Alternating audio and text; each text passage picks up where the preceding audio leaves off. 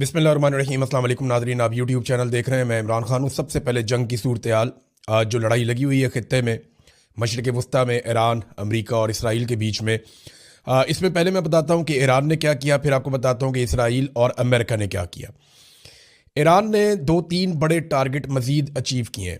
Number 1 तो मैंने आपको पहले बताया था कि वो कन्फर्मेशन भी आ गई खबर की कि सऊदी अरब के शहर रियाद में दारुल हुकूमत है, वहाँ पे ईरान ने अटैक किया अमेरिकन एम्बेसी के ऊपर और कामयाब हमला किया। उसमें अमेरिका का काफ़ी नुकसान हुआ। उसके बाद सऊदी अरब में ये CIA का ऑफिस है, जहाँ से CIA ऑपरेट करती है, और यहाँ से वो अपनी कम्युनिकेशन, अपनी इंटेलिजेंस, उसकी शेयरिंग, ये बहुत सारा काम यहाँ से करते हैं। तो इसके ऊपर भी हमला किया ईरान ने और कामयाब हमला किया है। और ये तो सऊदी अरब के अंदर 2 बड़े टारगेट अचीव किए। इसके अलावा एक जो रडार है अमेरिका का इस रीजन में, उसके बारे में खबर आ रही है कोई $1 अरब से ज़्यादा कीमत का वो रडार है, और वो पूरे रीजन में आगाह करता है अमेरिका को और अमेरिका के इत्तहादियों को कि किस किस्म का हमला कहाँ से लॉन्च होने वाला है। उसको भी ईरान ने जुज़वी तौर पे तबाह कर दिया है, लिहाजा वो अब फंक्शनल नहीं है। UAE के अंदर यानी दुबई में कॉन्सुलेट है अमेरिका की, उसके ऊपर ईरान ने एक ड्रोन के साथ अटैक किया है और इसकी बिल्डिंग के अंदर भी तबाही हुई है। वहाँ पे आग भड़क उठी है और लोग वहाँ से फुटेज बना के डाल रहे थे। तो इसराइल के ऊपर लगातार हमले ईरान के चल रहे हैं। वो एक के बाद एक वेव मारता है और मिसाइलों की बारिश उन्होंने की हुई है। वो रोज़ाना सैकड़ों मिसाइल और ड्रोन्स जो है वो इसराइल भेजना नहीं भूलता। इसराइल के वो शहर जिनके बारे में हमेशा से कहा जाता था कि आयरन डोम लगा हुआ है, अमेरिकन पैट्रियट सिस्टम काम कर रहा है, तो इसराइल के ऊपर कोई भी हमला कामयाब नहीं हो सकता। तो वो कामयाबी होती हुई दिखाई दे रही है। लोग वीडियो बनाते हैं क्योंकि अमेरिका के और इसराइल के दिफाई निज़ाम को थका कर रख दिया ईरान ने। ये इन्होंने कैसे किया, इसके ऊपर हमने एक अलग वीलॉग करना है। मैं एक वीलॉग कर रहा हूं कि ईरान ने अपना पूरा का पूरा मिसाइल्स का स्ट्रक्चर क्यों बनाया, ईरान ने एयरफोर्स क्यों नहीं तैयार की, ईरान ने बाकी महाजों के ऊपर इतना काम क्यों नहीं किया, उसने मिसाइलों पे, ड्रोन्स पे, इन चीज़ों पे तवज्जो क्यों दी, और उसकी हिकमत अमली क्यों कामयाब है। इसके पीछे बड़े बड़े हीरोज़ कौन थे जिन्होंने ईरान के लिए ये काम किया, जो ईरान के लिए हीरोज़ हैं। इस पे एक अलग वीलॉग करेंगे, बड़ी तफसीलात हम इकट्ठी कर रहे हैं, आपके सामने रखेंगे। अब इसराइल के ऊपर लगातार हमले हो रहे हैं। इसराइल की जो अहम तरीन बिल्डिंग्स हैं, उनके जो सरकारी दफातर हैं, वो सारे खाली हैं और उनको ईरान एक एक करके तबाह कर रहा है। और ये इंफ्रास्ट्रक्चर का एक बहुत बड़ा नुकसान है जो इसराइल को होने जा रहा है। इसराइल की बहुत सारी ऐसी साइट्स जहाँ उन्होंने बहुत इन्वेस्टमेंट की है, उनको भी ईरान तबाह कर रहा है, जबकि रोकने का खर्चा बहुत ज़्यादा है।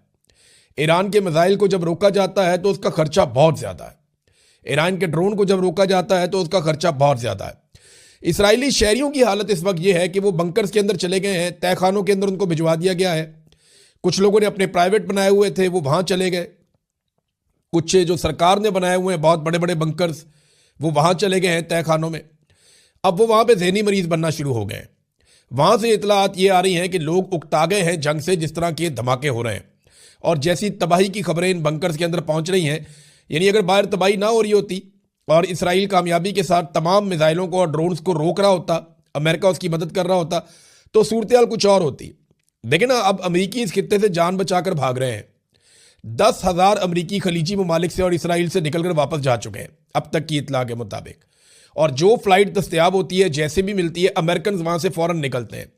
और ये अमेरिका की सरकारी पॉलिसी है कि निकलो यहाँ से जाने बचा के। तो इसराइली ये सोच रहे हैं कि हमने तो उनको लड़ने के लिए बुलाया था, वो अपनी जानें बचा के वहां से निकल रहे हैं और हम यहाँ पे बंकर्स के अंदर, जमीन के अंदर नीचे बैठे हुए हैं। तो अब खतरा और खौफ बढ़ता जा रहा है इसराइल के लिए, जबकि ईरान ने अभी तक अपने वो हथियार इस्तेमाल नहीं किए जो उनके बहुत खतरनाक हथियार कहलाते हैं। मिसाल के तौर पर ईरान की वजारत दिफा का एक स्टेटमेंट आया, उन्होंने कहा कि हमने अभी तक अपने जदीद तरीन हथियार इस्तेमाल नहीं किए, हम जंग के आगाज़ पर अपने तमाम जदीद हथियारों और आलात को इस्तेमाल करने का इरादा नहीं रखते। ये जनाब कहा उन्होंने। एक और बड़ा ख़तरा जो है वो पैदा हो गया कि कहीं यहाँ पे एटमी लड़ाई ना हो जाए, क्योंकि अमरीकी तज्ज़ियाकार बहुत खौफनाक सिचुएशन बता रहे हैं अमेरिका के हवाले से। तो पहले हम बात कर रहे थे जो इसराइली अवाम है, जिन लोगों को घुसा दिया है नीचे बंकर्स के अंदर, वो ज़हनी मरीज बन रहे हैं, तनाव का शिकार हो रहे हैं और एक फोबिया का शिकार हो रहे हैं, जबकि ईरान के शहरी सड़कों पे हैं और वो शहादत की तमन्ना लेकर आ गए। क्योंकि सबसे बड़ा ईरान का जो नंबर 1 शहरी था वो आयतुल्ला खामनाई थे। انہوں نے شہادت کو گلے لگا لیا جانتے بوجھتے ہوئے، اور یہ ویسٹرن میڈیا نے رپورٹ کیا کہ ان کے پاس یہ آپشن تھا کہ وہ اپنی جان بچا سکتے تھے۔ لیکن میں نے جیسے آپ کو پہلے کہا تھا کہ خامنئی یہ جانتے تھے کہ اب ان کی زندگی سے زیادہ ان کی شہادت ایران کے کام آئے گی، تو وہ شہید ہو گئے۔ اب ایران کے اندر ہر بندہ شہید ہونا چاہتا ہے۔ اور دوسرا جو ایک بہت بڑا مسئلہ ہو گیا، 167 بچیاں 12 سال تک کی عمر کی، یہ 60 سال سے 12 سال تک کی عمر کی بچیاں ہیں۔ والی بال کی 3 ٹیمیں خواتین کی وہ بھی شہید ہو گئیں حملے کے پہلے ہی دن۔ 40 کے قریب خواتین تھیں، لڑکیاں تھیں۔ تو یہ بہت بڑے پیمانے پر تباہی پھیلی ہے۔ ابھی بھی 60 بچیاں اسپتالوں میں داخل ہیں، جن میں بہت ساروں کی جان خطرے میں ہے۔ اس قسم کا واقعہ اگر دنیا میں کہیں بھی ہوتا یا کوئی بھی کر دیتا تو دنیا کی نمبر 1 ٹاپ خبر بنتا اور سالوں تک اس کو ڈسکس کیا جاتا۔ 167 چھوٹی بچیاں ایران نے ایک ساتھ دفنائی ہیں۔ اتنا بڑا وار کرائم آج تک ہم نے جو تاریخ ہے، دستیاب تاریخ، اس کے اندر یہاں نہیں سنا ہم نے، جو جدید دنیا کے اندر ابھی امریکہ نے اور اسرائیل نے کر دیا ہے۔ اس کے بعد ایرانیوں کا سوچنے کا طریقہ ہی بدل گیا۔ وہ رجیم چینج آپریشن، وہ حکومت کی مخالفت، وہ ساری چیزیں چلی گئیں۔ لوگوں نے کہا ہم آپس میں لڑتے رہیں، جو مرضی کرتے رہیں، ہمارے دشمن وہ ہیں جنہوں نے ہماری بچیاں مار دیں۔ اس سے ایک بہت بڑی تبدیلی آئی اور یہ ایک بہت بڑی غلطی ہے۔ اور جو خامنئی شہید نے کیا، اس کے بعد تو صورتحال بالکل ہی ایک طرفہ ہو گئی ہے۔ اب وہاں پہ لوگ موت سے ڈرتے نہیں ہیں۔ اسرائیل کے لیے یہ پرابلم ہے، ان کے شہری جو ہیں وہ فوبیا کا شکار ہو رہے ہیں، امریکن خطے سے اپنی جانیں بچا کر بھاگ رہے ہیں۔ دوسری طرف ایران کے اوپر لگاتار اٹیکس ہو رہے ہیں، بار بار امریکن اٹیک کر رہے ہیں۔ اور جو سپریم لیڈر کا انتخاب کرنے والی کمیٹی تھی، اس نے جس بلڈنگ میں اکٹھے ہو کر یہ انتخاب کرنا تھا، اس بلڈنگ کے اوپر اٹیک کیا گیا۔ نقصانات کے بارے میں وہی تفصیلات نہیں آئی، لیکن یہ دعویٰ کیا گیا کہ وہاں کئی لوگ شہید ہوئے ہیں۔ لیکن ابھی کچھ اطلاعات آ رہی ہیں کہ کنفرمیشن اس کی آ جائے گی، لیکن بہت سارے میڈیا نے اس کو رپورٹ کر بھی دیا ہے اور تقریباً کنفرم ہو گیا ہے کہ نئے سپریم لیڈر منتخب ہو گئے ہیں ایران کے۔ عبوری لیڈر تھے، اس سے پہلے میں نے آپ کو بتایا تھا ایک آئے تھے۔ تو جو نئے سپریم لیڈر منتخب ہوئے ہیں وہ آیت اللہ خامنئی کے صاحبزادے منتخب ہوئے ہیں۔ ان کا نام ہے جی مجتبیٰ خامنئی۔ اب ان کے بارے میں 4 چیزیں میں آپ کو آج بتا دیتا ہوں، پھر تفصیل سے ہم بعد میں بات کرتے رہیں گے۔ 56 سال ان کی عمر ہے۔ یہ آیت اللہ خامنئی کے دوسرے بڑے بیٹے ہیں اور پاسداران انقلاب سے ان کا بہت گہرا تعلق ہے، اور یہ اپنے والد کی طرح ان کے جو عقائد ہیں وہ اسی طرح کے ہیں۔ اور چوتھی چیز یہ ہے کہ ان کے بیوی اور بچوں کے بارے میں ابھی کنفرمیشن نہیں آ رہی۔ کچھ اطلاعات یہ ہے کہ ان کی اہلیہ زہرا حداد اور ان کے بچے شاید اس حملے میں شہید ہو گئے جہاں پہ آیت اللہ خامنئی شہید ہوئے تھے۔ ابھی اس کے بارے میں پوری طرح سے کنفرمیشن نہیں ہے، یہ آنے والے دن میں آپ کو پتہ چل جائے گی۔ اب امریکہ اور اسرائیل حملہ تو کر رہے ہیں ایران کے اوپر، لیکن ان کے لیے بڑا پرابلم یہ ہے کہ وہ سائٹس کدھر ہیں جہاں پہ یہ میزائل پڑے ہوئے ہیں یا تیار ہو رہے ہیں۔ ایران نے بہت بڑے پیمانے پر میزائل تیار کر کے چھپائے ہوئے ہیں، کسی کو بھی اس بات کا اندازہ نہیں ہے۔ ایران کے پاس جو لانچرز ہیں وہ موویبل ہیں، یعنی وہ وہیکلز کے اوپر موو کرتے ہیں، کہ کبھی کسی علاقے سے لانچ کرتے ہیں، کبھی کسی علاقے سے لانچ کرتے ہیں، کبھی کسی اور ایریا سے جا کے لانچ کر دیتے ہیں۔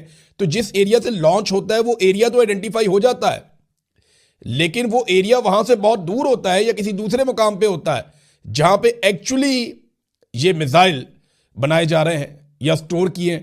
تو امریکہ ان سائٹس کو ڈھونڈ نہیں پا رہا، اور اگر ڈھونڈ بھی لے تو وہ زمین کے اندر 500 میٹر تک گہرائی میں ہے۔ امریکہ کی جو میکسیمم کیپیسٹی ہے، جو دنیا کے بہترین دستیاب بم ہے جنہیں اگر ڈراپ کیا جائے تو وہ زمین کی گہرائی تک جا کے حملہ کر سکتے ہیں، وہ 200-300 میٹر ہے۔ یہ 500 میٹر یا اس سے زیادہ گہرائی کے اندر پہاڑوں کے سینے چیڑ کے انہوں نے بہت بڑی بڑی سرنگیں بنا کے ان کے اندر پوری میزائل سٹی بنائی ہوئی ہے، اور روزانہ کی بنیاد پہ اپنے ڈرونز تیار کر رہے ہیں۔ اب بلومبرگ نے اس کے اوپر ایک رپورٹ لکھی ہے، یہ رپورٹ بڑی خوفناک ہے۔ امریکنز جو ہے نا، وہ ماہرین بھی اب اس کے اوپر بات کرنا شروع ہو گئے ہیں۔ پہلے رپورٹ پہ بات کرتے ہیں، پھر ماہرین پہ چلتے ہیں۔ بلومبرگ کی رپورٹ جو ہے وہ منظر کشی کر رہی ہے، اور وہ یہ بتا رہی ہے کہ یہ جنگ ہتھیاروں کی قیمت اور تعداد کا کھیل بن گئی ہے اب آہستہ آہستہ۔ ایرانی ڈرون $20,000 میں تیار ہوتا ہے، اور اسے روکنے والا جو پیٹریاٹ دفاعی میزائل کا نظام ہے وہ $4 ملین کا آتا ہے۔ یعنی $20,000 کا ایک ڈرون روکنے کے لیے آپ $40 لاکھ کا ایک میزائل استعمال کریں، اور بعض اوقات وہ ایک میزائل سے بچ جائے تو دوسرا اور تیسرا استعمال کریں۔ تو یہ تو ایک پاگل پن ہے۔ اس کی مثال ایسے ہے جیسے ایک بچہ کنکر مار رہا ہے اور دوسرا بچہ ان کنکروں کو سونے کی بالز کے ساتھ روک رہا ہے، تو نقصان کس کا ہوگا اس کا آپ اندازہ کر سکتے ہیں۔ ایران اگر 20,000 ڈرون بھیجتا ہے اس لڑائی کے بیچ میں تو اس کو روکنے کے لیے کم سے کم $80 ارب لگیں گے. یہ اتنی بڑی اماؤنٹ ہے کہ آپ امیجن نہیں کر سکتے. ایک $1 کے لیے ملک جو ہے نا وہ ترستے ہیں. $80 ارب لگ سکتے ہیں اگر ہر ڈرون کو ایک میزائل سے روکا جائے تو, اور 20,000 ڈرون صرف اگر ایران بھیجتا ہے. اور جو اطلاعات آ رہی ہیں ان کے مطابق ایران کے پاس 80,000 تیار ڈرونز موجود ہیں. یہ بہت بڑی تعداد ہے, اور وہ روزانہ کی بنیاد پہ 500 ڈرونز بناتا ہے. اور وہ میزائلز جو تیار کرتا ہے, ایرانی صحافیوں نے دعویٰ کیا کہ ایران روزانہ کی بنیاد پہ اتنے میزائل تیار کرتا ہے جتنے کوئی اور نہیں کر سکتا. اس کے اوپر میں ایک الگ سے ویلاگ کروں گا پورا. اب یہ عسکری اعتبار سے, مالی اعتبار سے, معاشی اعتبار سے ایران پوری طرح سے تھکا رہا ہے پوری دنیا کو. جس طرح انہوں نے آبنائے ہرمز کو بند کیا ہے, اس پہ ڈونلڈ ٹرمپ کی کلا بازیاں آئیں گی, ابھی میں آپ کو بتاتا ہوں انہوں نے کیا کیا. لیکن صرف چائنا کے جہاز گزر رہے ہیں, چائنا کے بحری جہاز تیل لے کر گزر رہے ہیں. ایران نے صرف ان کو چھوٹ دی ہے اور کسی کو وہ نہیں جانے دے رہا آبنائے ہرمز میں سے, اور وہاں سے انہوں نے سپلائی مکمل طور پہ بند کی ہوئی ہے. 7 جہازوں کو انہوں نے نشانہ بنایا, جبکہ امریکنز اپنی جان بچاتے پھر رہے ہیں. تو ایران اگر صرف $40 کروڑ کے, یعنی $0.5 ارب کے ایران اگر ڈرونز بھیجے نا, تو $80 ارب لگتے ہیں صرف ان ڈرونز کو روکنے کے لیے. اور بہت سارے میزائلز ایسے ہیں جن کو روکنے کی صلاحیت ہے ہی نہیں امریکہ کے پاس. اور ایک انہیں یہ بھی نہیں پتا کہ یہ میزائل آ کہاں سے رہے ہیں, یہ بن کہاں پہ رہے ہیں. ایران نے بہت سارے ایریاز میں بہت ساری سائٹس تیار کی ہیں, ان پہ پھر ہم بات کریں گے انشاءاللہ. اب امریکی ماہرین یہ کہہ رہے ہیں کہ خطے کے اندر امریکہ کی جتنی بھی بیسز ہیں وہ تقریباً ساری تباہ ہوئی ہیں, اور چائنا اور رشیا سیٹلائٹس کے ذریعے سے ایران کو مدد فراہم کر رہے ہیں اور ایگزیکٹ لوکیشنز بتا رہے ہیں, اور وہ انٹیلیجنس دے رہے ہیں ایران کو اپنی سیٹلائٹس کی مدد سے, اور ایران ان سے فائدہ اٹھاتے ہوئے امریکی بیسز کی تباہی پھیر رہا ہے. اور تقریباً تمام امریکی بیسز تباہ ہوئی ہیں, یہ اعتراف کیا. دوسری جانب جو ایرانی وزارت دفاع کے علاوہ ایرانی جنرل ابراہیم جباری کے مطابق تیل کی قیمت ابھی $80 سے اوپر گئی ہے, $85 تک چلی گئی ہے عالمی منڈی میں. انہوں نے کہا جی ہم آبنائے ہرمز کو بند رکھیں گے اور یہ قیمت $200 فی بیرل تک بھی جائے گی. دشمن ہمارے مراکز کو نشانہ بنائے گا تو ہم دشمن کے معاشی مراکز کو نشانہ بنائیں گے. ساتھ میں انہوں نے ترکی کو پیغام دیا کہ دشمن کی مدد مت کرنا ورنہ پچھتانا پڑے گا. آج ہماری باری ہے تو کل آپ کے لیے بھی یہی حالات پیدا ہو سکتے ہیں. تو ترکی کو بھی انہوں نے خبردار کیا. ناظرین, میں نے آپ کو ایک چینی پروفیسر کے بارے میں بتایا تھا اور ان کی پیشن گوئیاں بہت درست ثابت ہوتی ہیں. اور جو چینی پروفیسر ہیں, پروفیسر جیانگ, انہوں نے 2-3 چیزیں کہی تھیں 2024 میں, اور 3 پیشن گوئیاں انہوں نے کہی تھی, ان میں سے 2 درست ثابت ہو گئی اور تیسری درست ثابت ہونے کی طرف جا رہی ہے. انہوں نے ایک کہا تھا کہ 2024 کے نومبر میں ڈونلڈ ٹرمپ الیکشن جیت جائے گا. دوسرا انہوں نے کہا تھا کہ ڈونلڈ ٹرمپ ایران کے اوپر ضرور حملہ کرے گا. اور تیسرا انہوں نے کہا تھا کہ ایران جنگ جیت جائے گا اور امریکہ جنگ ہار جائے گا, اور اس کے بعد گلوبل آرڈر ہمیشہ کے لیے چینج ہو جائے گا, یعنی امریکہ اس طرح سے سپر پاور کنسیڈر نہیں ہوگا. یہ انہوں نے پریڈکشن کی تھی. ان کی 3 میں سے 2 درست ثابت ہو گئی ہیں. ان کا انٹرویو ہو رہا تھا امریکن میڈیا پہ, تو انہوں نے کہا جی میں اپنی بات پہ کھڑا ہوں, اس لڑائی میں امریکہ ایران کو شکست نہیں دے سکتا. یہی بات عمران خان نے بھی سمجھائی تھی کہ اس سے کسی کا بھی فائدہ نہیں ہوگا. جب بھی آپ یہ لڑائی کریں گے, یہ ایڈونچر کریں گے, یہ امریکہ سمیت پورے خطے کو بھاری پڑے گا اور پوری دنیا کو اس کی قیمت چکانی پڑے گی. یہ بات عمران خان نے بھی سمجھائی تھی, لیکن ڈونلڈ ٹرمپ کی کھوپڑی میں یہ گھسی نہیں. اب ڈونلڈ ٹرمپ جو ہے وہ کلا بازیاں کھانا شروع ہو گئے. نیا سٹیٹمنٹ انہوں نے دیا ہے کہ ایران میں ہر چیز تباہ ہو چکی ہے, نہ فضائیہ ہے, نہ بحریہ ہے, نہ فضائی دفاعی نظام ہے. بھئی یہ چیزیں تو ایران کے پاس پہلے بھی کوئی نہیں تھی. کوئی بہت بڑی بحریہ ان کے پاس تو ایسا سچ نہیں تھی, جتنی ہے وہ ہے. اور فضائیہ ایران نے کبھی اس طرح سے بنائی نہیں اپنی. فضائی دفاعی نظام جو ہے وہ خود تو وہ بنا نہیں سکتا. تو ایران کے پاس جو تھا وہ تو ہے, اس کے میزائل بھی ہیں, اس کے ڈرونز بھی ہیں, اور اس کے پاس جتنی یورینیم ہے وہ بھی اس کے پاس ابھی موجود ہے. آپ تو کچھ نہیں لے سکے ان سے. ڈونلڈ ٹرمپ اب فیس سیونگ کر رہے ہیں اور رولا ڈال رہے ہیں, میں جت گیا, میں مار دیتا, میں نے تباہ کر دیا. اب یہ اس طرح کی حکمت عملی ہے جو اس سے پہلے بھی انہوں نے کیا تھا. ٹرمپ بیچ بیچ میں ایرانی قیادت کی تعریف بھی کرتے ہیں. وہ یہ کہتے ہیں جناب کچھ لوگ بہت اچھے ہیں ایران کے اندر, ان سے بات چیت بھی ہو سکتی ہے. تو ڈونلڈ ٹرمپ رستہ بھی کھولنا چاہتا ہے. رضا پہلوی کے ساتھ بہت بری ہوئی. یہ وہ ٹیشو پیپر ہے جن کو استعمال کر لیا جاتا ہے پھر پھینک دیا جاتا ہے, جیسے شہباز شریف ہے, جیسے عاصم منیر ہیں, جیسے ماضی کے اندر بہت سارے پاکستانی ٹیشو پیپر کی طرح استعمال ہوئے ہیں. ضیاء الحق ایک ٹیشو پیپر تھا امریکہ کا, وہ استعمال ہوا. اس سے پہلے بھی استعمال ہوتے رہے, اس کے بعد میں بھی استعمال ہوتے رہے, آج بھی استعمال ہو رہے ہیں. تو رضا پہلوی کے بارے میں ڈونلڈ ٹرمپ نے اس کا پتہ صاف کر دیا. وہ بیچارہ دن رات امریکہ کی تعریفیں کر رہا تھا. وہ 3 امریکن فوجی جو ہیں وہ مارے گئے تو وہ کہہ رہا تھا جی میرا دل خون کے آنسو رو رہا ہے, اور بڑے بڑے ایران کے اندر واقعات ہوئے اس پہ وہ نہیں بولا.